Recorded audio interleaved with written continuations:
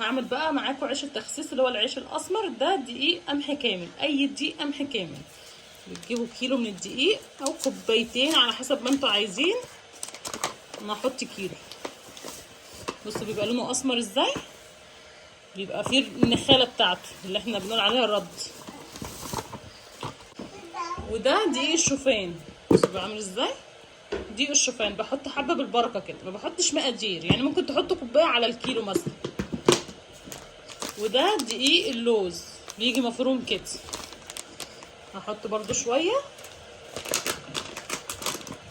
بيدي فايده معايا، حوالي نص كوبايه كده. ماشي، يبقى حطيت كيلو دقيق، كوبايه من دقيق الشوفان، نص كوبايه من دقيق اللوز. وهحط نص معلقه ملح عشان نظبط طعم العيش. طبعا مش هحط سكر، بس انا هنا معايا خميره بيره حاطه فيها شويه سكر عشان الخميره تخمر. وممكن تحطوا خميره فوريه هنا على طول، يعني عادي اللي موجوده عندكم تحطوه. بس انا بحب في العيش الخميره البيره اللي هي ايه، هوريكم شكلها برضه عشان تبقوا عارفينها. اهي مكعبات الخميره دي بتلاقوها في السوبر ماركت او في المخابز لو ما عندكوش في السوبر ماركت. انا عامله كميه خميره كبيره لان انا لسه هعجن عيش تاني للاولاد. هحط شويه خميره، حوالي نص معلقه كده، تدوبوها في شويه ميه او نص معلقه برضو فوريه. وانا بعجن بميه سخنه، مش سخنه قوي يعني، بس تبقى دافيه يعني. وابدا اعجن العجينه. بسم الله. عايزه تعجنيه ناشف لو انت بتحبيه محمص ما تزوديش ميه، عايزه تعجنيه طري لو انت بتحبي العيش طري، ده في ايديكي وبراحتك خالص. يعني بحب اعملها وسط، ولا طريه ولا ناشفه، بحيث ان هي ما تتعبنيش في الفرد، وفي نفس الوقت يبقى فيه ايه سنه تحميصه كده. بس على فكره صحي جدا وبيعلي معاكي الحرق، يعني انت لو مبطله عيش عشان تخسي، لا انت كلي من العيش ده، افيد ليكي وافيد لجسمك. لان انا كنت فاكره ان التخسيس ان انا امنع العيش خالص، لا، فطلع ان العيش، بس العيش المفيد مش العيش الابيض، مفيد للجسم وبيعلي معايا الحرق. العيش ده جميل. باخد 50 جرام مع الفطار و25 مع الغدا، 25 جرام. اخد العجينه كده بعد ما عجنتها، ولا طريه قوي ولا ناشفه، هي دوبك لمت معايا في الطبق وتلزق في ايدي شويه، يبقى كده هي تمام. على فكره بياخد ميه كتير لان في النخاله اللي انا قلت لكم عليها والرده بتشرب ميه، فبياخد منكم ميه وانتوا بتعجنوه، بس بيبقى صحي جدا. بغطيه بقى واسيبه يخمر، وبعد ما يخمر بروح مقرصاه بدقيق الشوفان وافرده بقى بالعصايه بايدي، المهم ان انا افرده. وبعد كده بقى اسويه في الفرن، اسويه على الطاسه من فوق، بيبقى جميل. بقى ده الدقيق الابيض العادي، بقى هعمل لهم عيش هم ايه الدقيق بتاعهم العادي. بحط دقيق ابيض، ده طبعا مش افيد حاجه بس هما بيحبوه. انا نفسي يحبوا العيش التاني اللي هو انا باكل منه ده، واعمل عيش واحد وخلاص، بس هما بيحبوا ده. بس انا برضو بضحك عليهم شويه، بضيف له برضو دقيق اللي هو القمح الكامل عشان يبقى فيه برضو غذاء، ما يبقاش كله دقيق ابيض. بس ما بحطش كتير عشان ما بيحبوش العيش الغامق. حطيت حوالي كيلو من الدقيق الابيض، وحطيت حوالي ربع كيلو من الدقيق الاسمر. بحط ملح، حوالي نص معلقه ملح برضو. بس يا يونس، يونس هيوقع لي كل حاجه. بحط بقى العيش ده سكر لان هما بيستطعموه بالسكر، نص معلقه برضو سكر. تعالي. وهحط برضو خميره.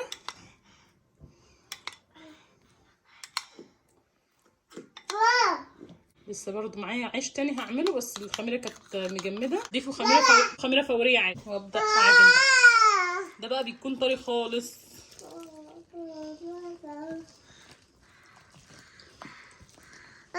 انا مش عامله كتير النهارده، انا بس بوريكم كميات قليله، انما انا لما بعجن وبخبز بعمل كميات كبيره، يعني مش كبيره قوي بس اكتر من كده. بس انا قلت اقول لكم يعني لو انتوا حابين تعملوا العيش ده على الطاسه، ما تخلوش طري زي ما انا هعمله كده. وهعمل نوع عيش تالت بقى هوريه لكم برده هيعجبكم، كانت امي بتعمله لنا زمان كنا بنحبه قوي، بدقيق الذره. ده بياخد معايا ميه كتير وبيكون طري جدا. عجنته طريه خالص ازاي. لو انتوا هتعملوه على البوتاجاز ما تخليهاش طريه قوي كده عشان تقدروا تتحكموا فيه. سيبه برده يخمر ونعمل العيش التالت بقى.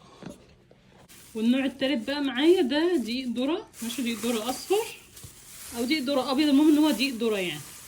وهنزله كده. انا كل حاجه بعملها بالبركه، بس دول حوالي مثلا ممكن تقولوا نص كيلو. لازم اضيف عليه دقيق برده، هحط له دقيق قمح عشان يبقى مفيد، دقيق القمح الكامل. هحط شويه من الدقيق الابيض، كله بالبركه، حوالي كوبايه من ده وكوبايه من ده. وهحط الملح وشويه سكر برده. وهحط بقى الخميره، ده بقى بيتعجن بحليب مش بيتعجن بميه. احط الحليب كده مكان الخميره عشان ينزل، واسمي الله وابدا اعجن بقى بالحليب. حليب دافي برضو، تعجنوا حليب على ميه يعني اللي انتوا حابينه، تقدروا تعجنوا بميه بس انا بحبه بالحليب. امي كانت بتعمله لنا بالحليب بيبقى جميل. انا بس حاسه ان هو محتاج شويه دقيق زيرو تاني عشان خشن قوي، لان طبعا دقيق الذره بيبقى ايه لو عملتوه لوحده هيفرفت منكم ويبقى خشن، فانا لسه محتاجه له برده دقيق ابيض تاني او بلدي. ده احنا بنسميه دقيق بلدي اللي هو القمح الكامل، وبنسمي الدقيق اللي هو الفاتح ده اللي هو الابيض بنسميه دقيق زيرو، يعني اللي هو ايه ما فيهوش رده خالص. اضيف بقى الحليب بس حبه حبه عشان ده ايه ما بيبقاش طري، لان هو اصلا وانتوا بتفردوه بيكون عايز مسيسه، لان دقيق الذره بيكون بيتفتت اصلا. دقيق الذره ده اللي بيتعمل منه البسيسه وجميل قوي. على فكره ما بعملش البسيسه، يعني ما جربتش ان انا اعملها قبل كده، عايزه برضه ابقى اعملها. طلعت باكلها من ايد امي، انا اصلا ما عملتوش لوحدي قبل كده. العيش ده امي اللي كانت بتعمله، فانا مش فاكره نسبه الدقيق اللي كانت بتحطها مع دقيق الذره قد ايه، لان طبعا هي كانت بتعجن بكميات كبيره. بس انا باحساسي للعجينه، لان انا كنت دايما انا اللي بسوي لامي، يعني بعجن وبسوي، فاحساسي للعجينه بيقول ان هي محتاجه شويه دقيق ابيض تاني. مش عارفه ليه حاساها اما اجي افردها، يعني بصوا حاسه اما اجي افردها هتبقى ايه تفلق مني واجي اسويها تبقى صعبه، فممكن احط لها شويه دقيق ابيض تاني عشان ما تفلقش مني. يبقى العجينه معايا بقت 100 100 ازاي، لمت من الطبق وناعمه مش خشنه قوي ومش قويه قوي. بصوا عامله ازاي، عشان بس لما اجي افردها اعرف افردها تبقى ايه خفيفه خالص. هسيبه بقى يخمر. نيجي بقى لاهم حاجه سالته عليها وهي القرص الفلاحي. هحط كيلو من الدقيق، طبعا انا بحط بالبركه بس انا بقول لكم المقادير يعني لما تيجوا تعملوها عشان تظبط معاكم زي ما انتوا ايه عايزين بالمقادير. كيلو دقيق، ومهم يكون الدقيق ابيض مش دقيق غامق، لا دقيق فاتح اللي هو الزيرو اللي احنا بنقول عليه دقيق زيرو. وهحط سنه ملح، ملح حاجه بسيطه خالص سنه. بحط سكر حوالي معلقه سكر كبيره، وهحتاج علبه من القشطه او قشطه اللي هي العاديه اللي هي الفلاحي اللي موجود عندكم. المهم ان انتوا تحطوا قشطه، القشطه دي بتفرق في طعمها جدا.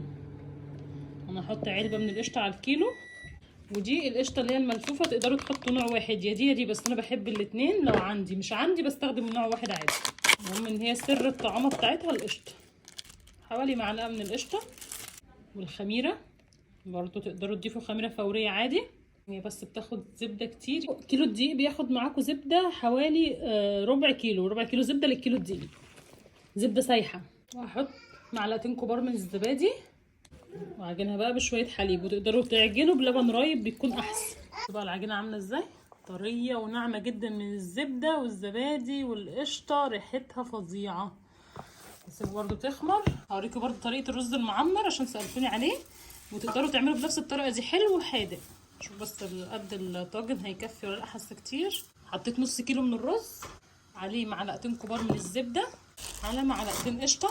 لو انتوا هتعملوا حادق يبقى هتحطوا معلقه ملح صغيره كانكم بتعملوا رز عادي، نفس مقدار الملح اللي بتحطوه. سكر نص معلقه صغيره. انا اخلطه كده اقلبه كويس، وهحط كيلو الا ربع من الحليب المغلي. على نص كيلو هياخد معايا كيلو الا ربع تقريبا. واغطيه بقى وادخله الفرن على نار مش عاليه قوي، كانك بتسوي رز. ممكن تحطيه على النار من فوق، بس لو مش واثقه في الطاجن بتاعك بلاش تحطيه على النار من فوق. هتدخليه الفرن درجه حراره 180 وتسيبيه بقى مع نفسه كده ايه لغايه اما يستوي. نفس المقادير بالظبط، بس بزيد بقى سكر، ده الحلو. مش هكتر سكر قوي برضو، يعني الطاجن معايا هحط له 1.4 وواحد كفايه 3 عشان اعرف اكل منه، وشويه ملح صغيرين. بس بقى المسكر بياخد حليب معايا اكتر شويه عشان يبقى طري، يعني مثلا الربع كيلو تقدروا تحطوا له نص كيلو. اهم حاجه الحليب يكون بيغلي كده. ما شاء الله الحليب هنا جميل، يعني ده كده حليب ازاز هنا، حليب هنا بخيره. العيش بعد ما خمر ده اللي هو العيش الطري اهو. وهنا انا كنت بقرص بميه بس في الكومنتات قلتوا لي حطي زيت، شويه زيت مع الميه، فانا هجرب. يا امي برده زمان كانت بتعمل كده بس انا كنت ناسيه الحركه دي. شويه زيت في قلب الميه عشان الوش ما يقشفش، لان انا بخرج بره بيبقى فيه هوا، فاخر شويه كده بيقشف، يعني الوش بيبقى كده ايه ناشف. بصوا بروح حاطه بقى ايه، المفروض تبقى دي الخاله اللي هي الرده، بس انا ما عنديش، بس اتصرفت يعني حاطه بقسماط على دقيق شوفان. ده العيش الابيض. لسه بقى هوريكم عيش التخسيس، بس برضو بعد ما هقرص هروح مغطياه عشان ايه لازم نغطي العجين. اعمل بقى اللي هو ايه اللي هو بتاع التخسيس او الصحي عامه، مش بتاع التخسيس بس، هو الصحي يعني. لو حبيتوه اعملوا منه على طول هيعجبكم. بس انا بقى بحاول اعمله صغير قد البضايه، عشان المفروض ان الوجبه بتاعتي 50 جرام، يعني حوالي قد كده عشان ما اقعدش اقطع. بطلع الرغيف يا دوبك على قد الفطار كده. اتاكد من الميزان برضو كبيره. هعمل بس واحده اوزنها والباقي امشي عليه. 50 وحاجه بسيطه، بس هعمله كله بقى قد ده كده. وده بقى العيش الذره، دي الذره اهو، بس هش جدا ازاي، شكله حلو قوي. برضه هقرصه بنفس الميه والزيت. بسم الله. بس الفرق ان انا حاطه هنا دقيق ذره عشان اقرص عليه مش رد، عشان يبقى اصفر فاصفر كده. مش هعمله كبير قوي برضه.